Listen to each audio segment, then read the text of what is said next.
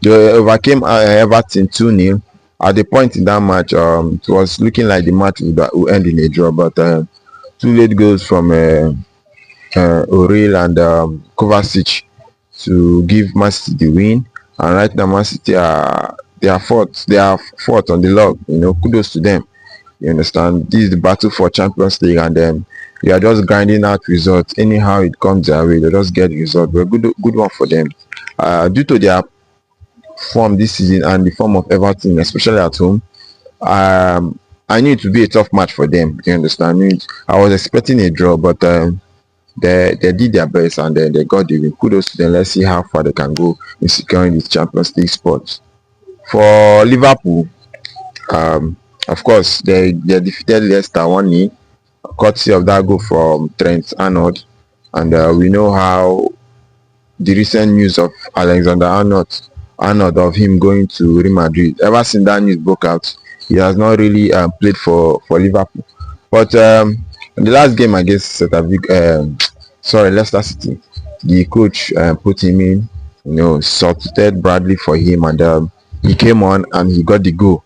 What a beautiful scene right there at King Power Stadium. And Liverpool are just one match to win the title. You understand? Even though Arsenal won their game, and there is just remaining 5 games, and they are 13 points ahead of Arsenal. So they just need one more win.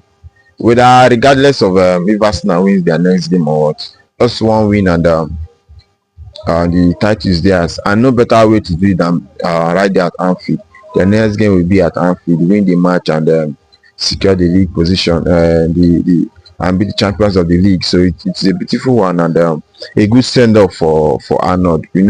Some of the fans have been on his neck, calling him a betrayer and all that, but he stepped up and kept his head cool and gave the club the go. So they are just one match away from securing their second Premier League title. Understand? So it will be a good one for the club. For Chelsea against Fulham, the London derby. Wow, it was an interesting match.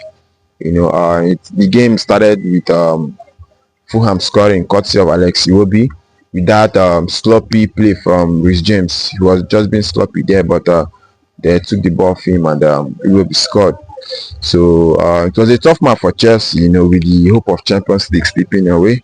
We know how they are remaining fixtures. They have tougher fixtures. They have to play the likes of Nottingham Forest, Newcastle, Man U, Liverpool, Everton. So this Fulham game was really, really important, and kudos to them with 2 goals from Tariq George, the youngster, his first goal in the Premier League, and then Pedro Neto scoring with that wicked shot to give Chelsea the lead. But Chelsea, they need to be very, very careful, and I don't know if their poor performance is due to the fact that the likes of Kopama, Jackson, Madueke, they have not been firing of late, and Kopama has been in bad form of recent. So and I don't know, but for Chelsea they need to be very, very careful. Their next match will be against Everton, so they need to be very, very careful. Every game now they need to win. Right now they are sitting at 5th position, and the point gap between them and 5th and 7th is not really much, so they need to be very, very careful. Understand? And then for Manchester United versus Wolves, of course, every Manchester United fan would expect mine to lose against Wolves. Not that we are going to lose, but we know the performance of the team and the targets of the team right at the moment. The target is the Europa League, so most of the key players were rested for the game. But above all, in the first half they played really well, but they could not score a goal. And the likes of Hodgson, he's still continuing in his bad form. So many balls were dropping into the box, but he was nowhere to be found.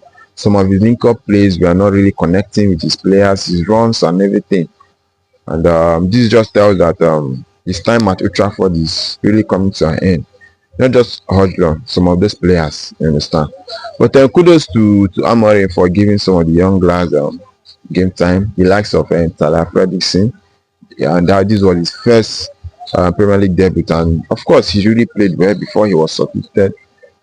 He played with that confidence, that aggression, he really tried, you understand, and this will give him confidence, and also for Amorim also to try out some of the academy players, for the remainder of the league. Who knows? We might see some players that will help us in some key position next season. So it's a good one. The likes of Harry Amans also playing. Chido will be coming on for Rasmus Højlund and all that. So it was a good one for this young lad getting this Premier League experience. If we turn against Arsenal 4-0, and Arsenal continued their form. They just strode past Ipswich Town. Nothing short of a win. Of course, the quality of Arsenal and the quality of Ipswich Town. So the win was expected. Kudos to Arsenal. They're just playing, just to get the team in shape ahead of their Champions League game against PSG, because, of course, the league is done and dusted. Liverpool is winning the league. We all know that since January, Liverpool win the league. But for Arsenal, it's a good one. Some of the players getting their rhythm back. Saka getting game time after injury, just to keep some of the players fit. So it's a good one for us.